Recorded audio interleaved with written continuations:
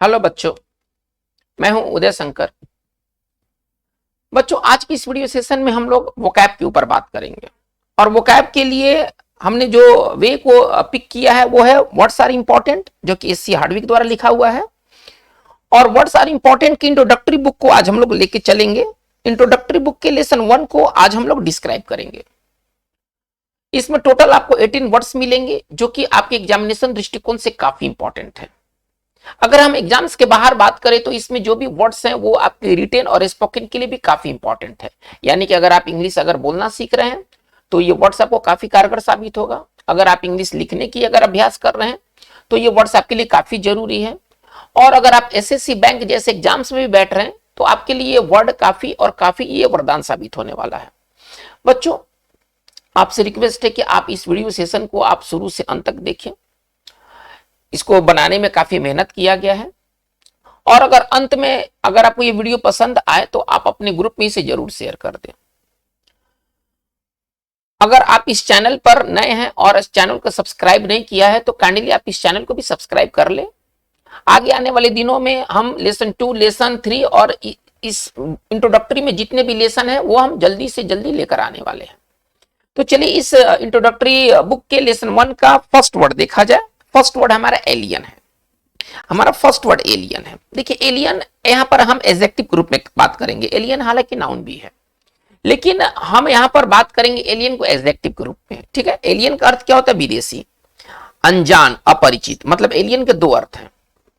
Alien का एक अर्थ विदेशी है, एलियन का एक अर्थ अनजान है, अपरिचित है। चलिए, इसके सिनोनिम्स क्या हो जाएंगे? अगर हम विदेशी के बारे में बात करें, यदि हम विदेशी के बारे में बात करें तो इसके सिनोनिम्स क्या क्या हो जाएंगे? Foreign, overseas. ओवरसीज मतलब ये होता है विदेश।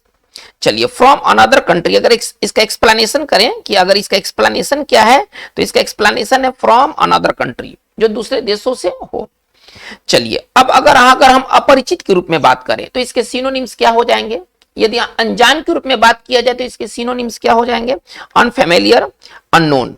ठीक है। इसका एंटो हो जाएगा नेटिव, इसका एंटो हो जाएगा नेटिव, इसका एक एंटो हो जाएगा फेमिलियर। मतलब एलियन के दो सेट सिनोनिम्स, एक आपका फॉरेन और ओवरसीज रहा, एक आपका है अनफेमिलियर और अननोन। इसके दो सेट हुए, सेट 1 और सेट 2। तो इसके दो सेट एंटो भी होंगे। ठीक है ना। इसका एक होगा नेटिव और एक इसका एंटो होगा फेमिलियर। चलिए, जैसे कि अगर हमें कहना है विदेशी संस्कृति, विदेशी नागरिक, हमको इस तरह से बात कहना है तो हम विदेशी संस्कृति के लिए कह सकते एलियन कल्चर।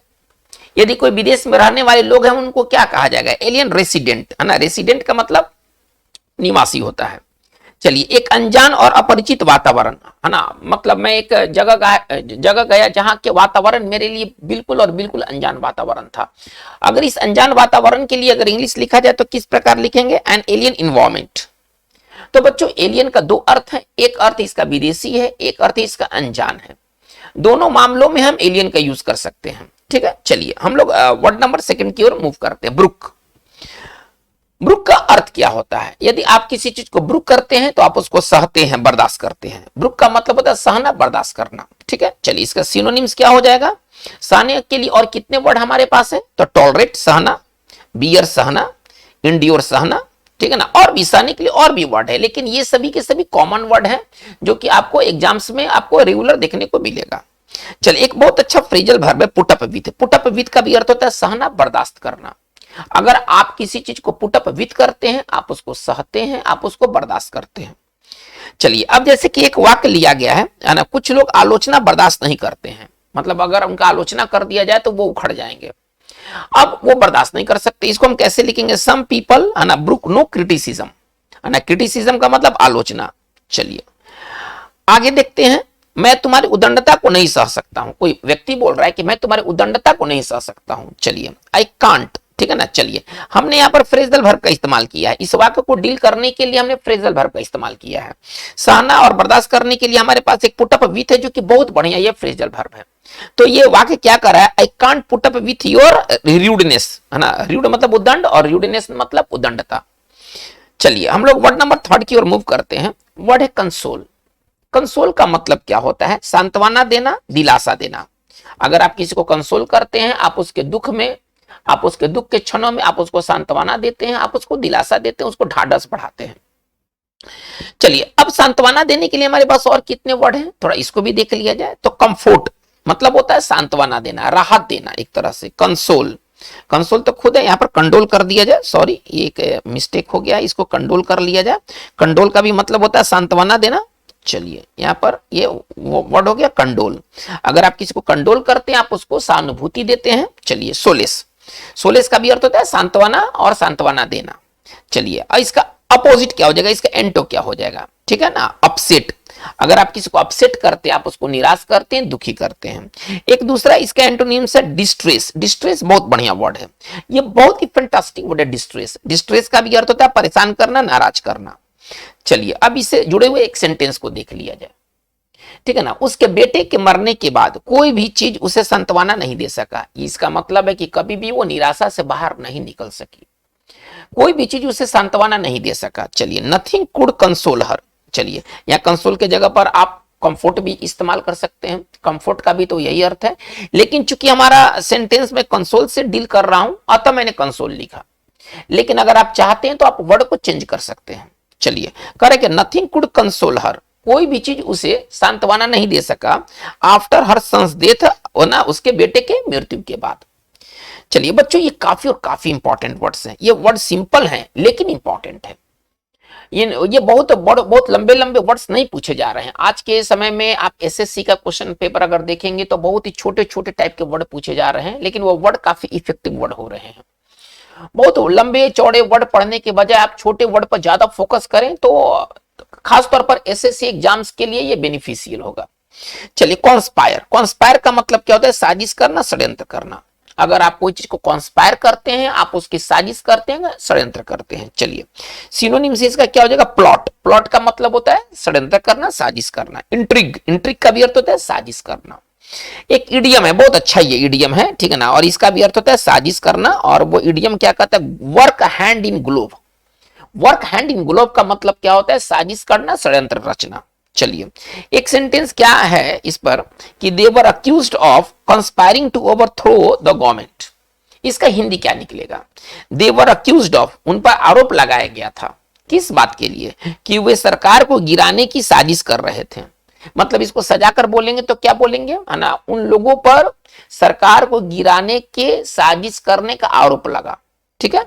चलिए ओवरथ्रो का मतलब यहाँ गिराना समझिए, उठा फेंकना, ठीक है ना, यहाँ पर गिराना समझिए। एक्यूज्ड का मतलब आरोप लगाना समझिए, ठीक है ना। चलिए एक्यूज का मतलब होता है आरोप लगाना, कंस्पायर का मतलब होता है साजिश करना। तो ये बहुत ही क्लियर है कि they were accused of conspiring to overthrow the government. इसका मतलब क्या होता है कि उन्होंने सरकार को गिराने की साजिश रचने का आरोप उन पर लगाया गया है। चलिए हम आगे बात को लेकर चलते हैं। एडिफाइस, एडिफाइस क्या होता है, देखिए एडिफाइस का मतलब होता है भव्य, बहुत बड़ा इमारत को ना हम एडिफाइस कहते हैं। एडिफिस है ना, इसका जो शुद्ध उच्चारण है वो एडिफिस है। तो एडिफिस का मतलब क्या होता है, बहुत बड़े भवन को, आलीशान इमारत को ना हम लोग एडिफिस कहते हैं। जैसे इसका सिनोनिम्स क्या हो जाएगा, बिल्डिंग स्ट्रक्चर, है ना। चलिए our new parliament is an imposing edifice, edifice, sorry, our new parliament is an imposing edifice. इसका मतलब क्या होगा कि हमारा जो नया संसद है एक ही भव्य इमारत है, ठीक है ना। और इम्पोजिंग का मतलब बहुत बड़ा, इम्पोजिंग का मतलब बहुत बड़ा, ठीक है ना, एक बहुत बड़ा इमारत है। हमारा जो पार्लियामेंट है एक बहुत बड़ा इमारत है। चलिए एक फिगरेटिव में एक सेंटेंस इस्तेमाल किया गया, ये फिगरेटिव यूज है, ठीक है ना, ये एक फिगरेटिव यूज है। उसकी लोकप्रियता झूठों की इमारत पर टिकी है ना। वो इमारत, वो ईंट का इमारत नहीं, झूठों की इमारत पर टिकी है, यानी कोई इतना झूठ बोल चुका है लोगों में कि वो लोकप्रिय हो गया है ना, झूठ बोल बोल के लोकप्रिय हो गया है। कैसे इसको हम डील करेंगे, his popularity is based on the Edifice of lies. His popularity is based on the edifice of lies। इसका मतलब क्या होगा कि उसकी जो लोकप्रियता है वो बनी हुई है किस चीज पर, झूठों के इमारत पर। बच्चों ये काफी इंपॉर्टेंट वर्ड्स हैं, आप इनको जब पढ़ेंगे तो आप निश्चित तौर पर आप प्रीवियस ईयर में ऐसे वर्ड्स को आप पाएंगे। चलिए देखते हैं नेक्स्ट क्या है, इलैप्स। इलैप्स का क्या मतलब होता है, बीतना, गुजर जाना, ठीक है ना। यदि कोई चीज इलैप्स करता है खासतौर पर समय, तो वो बीतता है, वो गुजर जाता है। समय के मामलों में इसका इस्तेमाल होता है। इलैप्स का मतलब होता है गुजर जाना, बीत जाना। चलिए सिनोनिम्स क्या होगा, पास या गो बाई। चलिए, राम मंदिर बनने में 500 वर्ष बीत गए, हमको ऐसा लिखना है। कैसे लिखेंगे? 500 ईयर्स इलैप्स्ड, है ना, 500 वर्ष बीत गए। देखिए ये क्या लिखा गया, 500 ईयर्स इलैप्स्ड, 500 वर्ष बीत गए before the construction of the Ram temple, है ना, राम टेम्पल के निर्माण होने तक में 500 वर्ष बीत गए। चलिए आगे देखा जाए नंबर 7 में, इलोक्वेंट क्या होता है। देखिए यदि कोई व्यक्ति अगर इलोक्वेंट है तो अपनी वाणी का प्रयोग बड़ा दक्षता के साथ करता है, यानी कि वो कैसे बोलना है ना, इस मामले में वो एक्सपर्ट है ना, वाक चतुर है ना, एक से एक चतुर वाली बातें वो बोलेगा और बड़ी फ्लुएंटली बोलेगा, फंसेगा नहीं, ठीक है, वो इलोक्वेंट होता है। चलिए इसका सिनोनिम्स क्या हो जाएगा, परसुएसिव, एक्सप्रेसिव, आर्टिकुलेट, बढ़िया, ये जो है ना, ये इसको आप जरूर याद रखें, आर्टिकुलेट। आर्टिकुलेट का मतलब क्या होता है, जो वाकपट्टू, वो जो फर्राटे के साथ बोले। फ्लुएंट, फ्लुएंट आपने कभी ना कभी जरूर पढ़ा होगा। तो बच्चों इसका जो सिनोनिम्स है परसुएसिव और एक्सप्रेसिव, ये भी काफी इंपॉर्टेंट है। यदि कोई व्यक्ति अगर परसुएसिव वे में बोलता है तो अपनी वाणी का वो चतुराई से इस्तेमाल करता है। चलिए इसका अपोजिट क्या हो जाएगा, इनआर्टिकुलेट। इनआर्टिकुलेट का मतलब क्या होता है, आर्टिकुलेट का ठीक उल्टा इनआर्टिकुलेट। इनआर्टिकुलेट का अर्थ क्या होता है, जो अपने बातों को स्पष्ट व्यक्त ना कर सके। यदि कोई व्यक्ति इनआर्टिकुलेट है तो उसको अपने बात कहने नहीं आता है ना। अवाकपटु, वाकपटु का अपोजिट हो जाएगा अवाकपटु। चलिए इसका पेयर क्या बना है, एन एलोक्वेंट स्पीच, यानी कि एक वो स्पीच जिसमें कि वाकपटुता इस्तेमाल किया गया है, या एन एलोक्वेंट स्पीकर, है ना, एक चतुर वक्ता है ना, चतुराई के साथ अपने वाणी का प्रयोग करता है, अपनी बातों को कहता है। तो बच्चों ये एलोक्वेंट स्पीच और एलोक्वेंट स्पीकर इसका कोलोकेशन है, जो कि एलोक्वेंट के साथ ज्यादातर यूज होते हैं। यदि कोई व्यक्ति अगर एलोक्वेंट स्पीकर है, यानी कि वो धारा प्रवाह बोलता है, आप ऐसे समझिए, ठीक है ना। प्रखर, कभी आपने हिंदी में सुना होगा प्रखर वक्ता, है ना, कभी आपने हिंदी में सुना होगा प्रखर वक्ता, तो प्रखर वक्ता का अंग्रेजी यही है, एलोक्वेंट स्पीकर। चलिए हम लोग आगे बात को देखते हैं, एक्सप्लॉइट। बच्चों एक्सप्लॉइट वर्ब भी है और एक्सप्लॉइट नाउन भी है। एक्सप्लॉइट का हम दोनों तरीके से इस्तेमाल करते हैं। इस वीडियो सेशन में हमने दोनों एक्सप्लॉइट को लेकर चला है। एक्सप्लॉइट वर्ब भी इंपॉर्टेंट है और एक्सप्लॉइट नाउन भी इंपॉर्टेंट है। चलिए देखते हैं एक्सप्लॉइट पहले वर्ब के रूप में देखते हैं कि एक्सप्लॉइट का अर्थ क्या होता है। एक्सप्लॉइट का अर्थ होता है फायदा उठाना, है ना, शोषण करना। अगर आप किसी चीज को एक्सप्लॉइट करते हैं, आप उसका फायदा उठाते हैं, आप उसका शोषण करते हैं, ठीक है। चलिए सिनोनिम्स इसका क्या होगा, टेक एडवांटेज ऑफ, अगर आप किसी चीज का अगर एडवांटेज लेते हैं तो आप उसका लाभ लेते हैं। मेक यूज ऑफ, ठीक है ना। इल ट्रीट, इल ट्रीट और अब्यूज, इसका मतलब था शोषण करना, है ना। शोषण करने का अंग्रेजी क्या है, इल ट्रीट। अगर आप किसी के साथ इल ट्रीट करते हैं, आप उसके साथ शोषण करते हैं। अब्यूज का भी मतलब यही होता है। तो एक्सप्लॉइट का दो मतलब है, एक इसका मतलब होता है फायदा उठाना किसी चीज का, और शोषण करना किसी व्यक्ति का। चलिए हमें इस अवसर का फायदा उठाने की जरूरत है। कोई बोल रहा है कि हमें इस अवसर के फायदा उठाने की जरूरत है, इसको कैसे कहा जाएगा, वी नीड टू एक्सप्लॉइट। फायदा उठाने के लिए वर्ड क्या लेके चल रहे हैं, एक्सप्लॉइट, बहुत बढ़िया वर्ड है। We need to exploit this opportunity, opportunity का मतलब अवसर, है ना, ठीक है ना, अपॉर्चुनिटी का मतलब अवसर, यानी कि हमें इस अवसर को फायदा उठाने की जरूरत है। चलिए एक सेंटेंस क्या है, अधिकांश निजी कंपनियां अपने वर्कर्स का शोषण करते हैं। अधिकांश अगर बात किया जाए तो जितने के जितने प्राइवेट कंपनीज हैं, ये अपने वर्कर का शोषण किसी ना किसी रूप में जरूर करते हैं, ठीक है ना। चलिए कैसे इसको लिखा गया है, most of private companies exploit their workers, ठीक है ना। Most of private companies exploit their workers, इसका मतलब क्या हुआ कि अधिकांश, ठीक है ना, प्राइवेट कंपनियां अपने वर्कर्स का शोषण करते हैं। चलिए आगे देखा जाए एक्सप्लॉइट नाउन के रूप में। अगर एक्सप्लॉइट का इस्तेमाल अगर आप नाउन के रूप में करते हैं तो इसका मतलब क्या होता है, कारनामा, साहसी कार्य, है ना, किसी तरह का कारनामा एक्सप्लॉइट कहलाता है। चलिए सिनोनिम से इसका क्या हो जाएगा, फिट, डिड, एक्ट और एडवेंचर इसके सिनोनिम्स हो जाएंगे।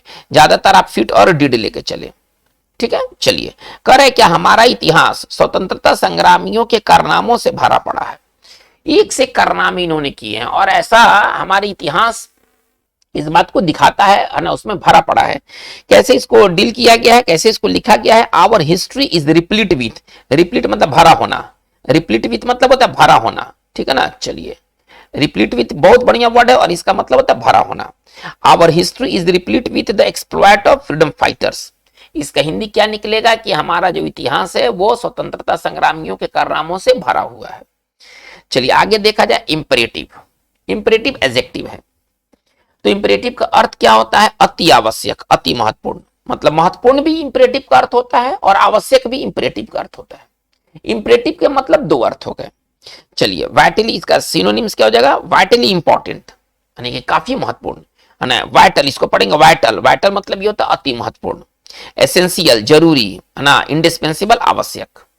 चलिए इसका एंटोनिम्स क्या हो जाएगा? अनइंपॉर्टेंट, जिसका कोई महत्व ना हो, ठीक है ना। और ऑप्शनल है ना। देखिए इंपरेटिव का मतलब क्या है कि एकदम जरूरी और जरूरी, लेकिन इसका अपोजिट क्या हो जाएगा? ऑप्शनल। ऑप्शनल का मतलब क्या होता है? जो जरूरी ना हो, आपकी इच्छा है तो आप करें, बहुत आवश्यक वो चीज नहीं है, ठीक है। चलिए अब इस पर एक सेंटेंस देखा जाए। यह आवश्यक है कि लोगों को इन खतरों से अवगत किया जाए, है ना। किया जाए, सॉरी यहां पर थोड़ा सा मिस हो गया है ना। चलिए किया जाए, एक बार फिर से सेंटेंस को सुना जाए। यह आवश्यक है कि लोगों को इन खतरों से अवगत किया जाए। चलिए कैसे ही बनेगा? इट इज इंपरेटिव, यह आवश्यक है। इंपरेटिव वर्ड हम लोग लेके चले हुए हैं। It is imperative that the public, लोग के लिए वर्ड क्या? पब्लिक, और पब्लिक के पहले द जरूर लगता है। इसके थोड़ा सा ग्रामेटिकल पहलू को भी देखा जाए, है ना। It is imperative that the public should be informed about this dangers. चलिए हम लोग बात को आगे लेके चलते हैं। नेक्स्ट हमारा जो वर्ड है वो लीगेसी। लीगेसी का अर्थ क्या होता है? मृत व्यक्ति के द्वारा छोड़ी गई संपत्ति। कोई व्यक्ति मर गया, उसके द्वारा जो छोड़ा गया संपत्ति है वो लीगेसी कहलाता है, जिसको हम लोग वसीयत या विरासत कहते हैं। वसीयत, या इसको हम एक तरह से कह सकते हैं विरासत। चलिए सिनोनिम्स क्या हो जाएगा? बिक्वेस्ट, है ना। इनहेरिटेंस, इनका भी अर्थ होता है वसीयत, विरासत, ठीक है ना। चलिए उसके पिता उसके लिए लाखों रुपए छोड़कर चल बसे, है ना। अब ये जो पैसा जो उस लड़के को मिलेगा वो क्या होगा? लीगेसी कहलाएगा, ठीक है। चलिए हिज फादर लेफ्ट हिम, है ना। उसके पिता छोड़ के चले गए a legacy of millions of rupees, है ना। लाखों रुपए के लिए वर्ड क्या है? Millions of rupees. चलिए एक बड़ा विरासत हमको लिखना है, एक बड़ा या एक बड़ा संपत्ति हमको लिखना है। इसको कैसे लिखेंगे? ए सब्सटेंशियल लीगेसी, है ना। सब्सटेंशियल लीगेसी का मतलब एक बड़ी संपत्ति, एक बड़ा विरासत। चलिए आगे देखा जाए। वर्ड है लर्क। लर्क का क्या मतलब होता है? लर्क वर्ब है। लर्क का मतलब होता है कहीं छिप कर बैठ जाना, विशेष तौर पर हमला करने के लिए। अगर आप कहीं आसपास मंडराते हैं, इसका एक और अर्थ हो जाएगा मंडराना। इसका एक और अर्थ हो जाएगा मंडराना, ठीक है ना। अगर आप कहीं पर मंडराते हैं कुछ गलत करने के लिए, तो आप उस जगह पर लर्क करते हैं। लर्क का मतलब छिप कर बैठना, घात लगाना, मंडराना। आप कई तरह का हिंदी बोल सकते हैं। चलिए इसका सिनोनिम्स क्या है? स्कल्क, लोएटर और प्रॉल, है ना। स्कल्क, लोएटर एंड प्रॉल, ठीक है। चलिए अब यहां पर एक सेंटेंस क्या दिखाई दे रहा है? कर है क्या? Someone is lurking around outside his house. एक बार बात को फिर से सुना जाए। Someone is lurking around outside his house, इसका हिंदी क्या निकलेगा? कि कोई व्यक्ति है जो कि उसके घर के बाहर में छिपा हुआ है या मंडरा रहा है। चलिए हमारा नेक्स्ट वर्ड है प्रिमिटिव। प्रिमिटिव का मतलब क्या होता है? यदि कोई चीज प्रिमिटिव है तो अत्यंत पुराना है, आदिम कालीन है, वो बहुत आदि काल का है वो। यदि कोई चीज प्रिमिटिव है तो वह आदिम कालीन है, अत्यंत पुराना है। चलिए इसका सिनोनिम्स क्या हो जाएंगे? Ancient, earliest, antediluvian. बहुत बढ़िया शब्द है। एंटीडाइलुवियन का भी अर्थ होता है अति पुराना, अति प्राचीन, ठीक है ना। एंटिक का भी अर्थ होता है पुराना। ये पुराना के लिए ना ये चार अच्छे वर्ड्स हैं। चलिए अब इसका अपोजिट क्या हो जाएगा? मॉडर्न और रिसेंट, आधुनिक। चलिए कोलोकेशन इसका क्या हो जाएगा? प्रिमिटिव एनिमल्स, वो एनिमल जो शुरू के हैं, है ना। जो शुरू के जो एनिमल है वो कहलाएंगे प्रिमिटिव एनिमल। जो शुरू के प्लांट हैं, है ना। जब पृथ्वी का विकास हुआ था उस समय जो पेड़ पौधे उगे थे वो क्या कहलाएंगे? Primitive plants. और उस समय के जो लोग थे, आदि लोग, है ना, वो क्या कहलाएंगे? Primitive people. तो प्रिमिटिव एक बहुत बढ़िया वर्ड है।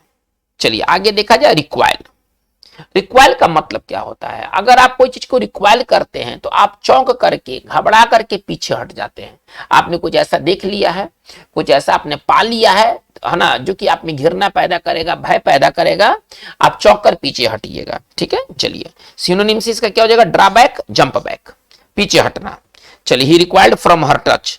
वो व्यक्ति था किसी महिला के टच, है ना, वो टच हो जाता, उसका शरीर टच हो जाता, लेकिन अपने आप को पीछे खींच लिया, अपने आप को पीछे खींच लिया। चलिए वर्ड है यूनिक। यूनिक का क्या अर्थ होता है? यदि कोई चीज यूनिक है तो अद्वितीय है, बेजोड़ है ना। आप जो अपनी तरह का केला है ना, वन ऑफ इट्स काइंड। अगर इसको तोड़ के लिखा जाए तो वन ऑफ इट्स काइंड को कहते हैं यूनिक, है ना। यूनिक का मतलब क्या होता है, जो अजूबा हो, अकेला हो, उसके जैसा कोई दूसरा ना हो।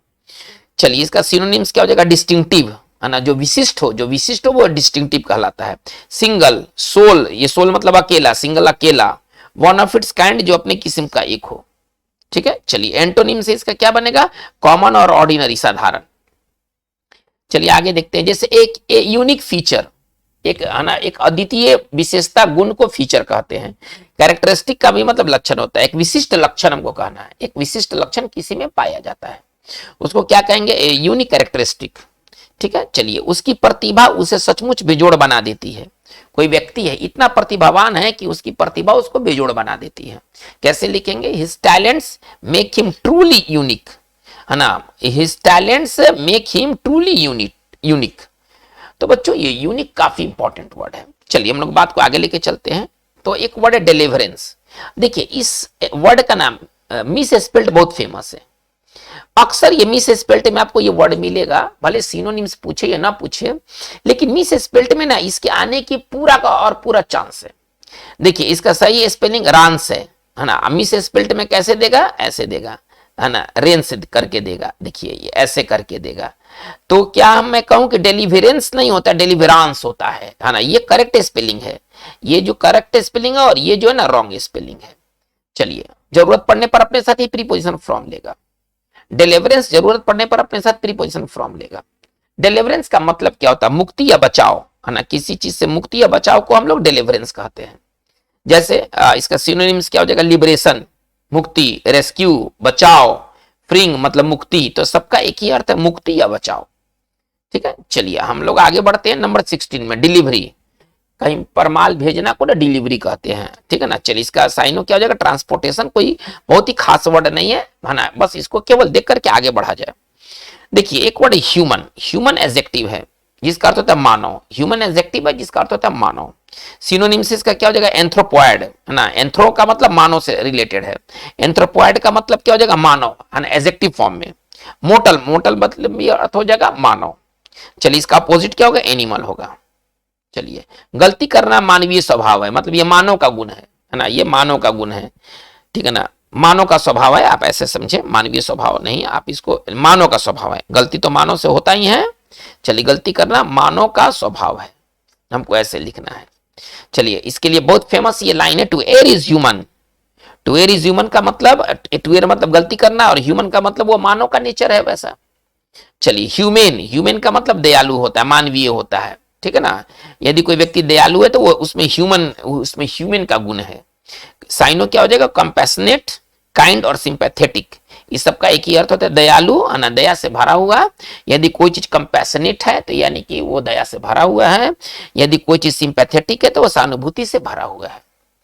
तो बच्चों आज की इस वीडियो सेशन में हम लोगों ने इंट्रोडक्टरी बुक के लेसन 1 को कंप्लीट किया है।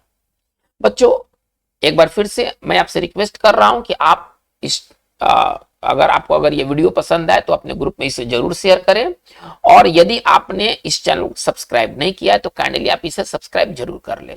आज की बात बस इतना ही। Thank you very much.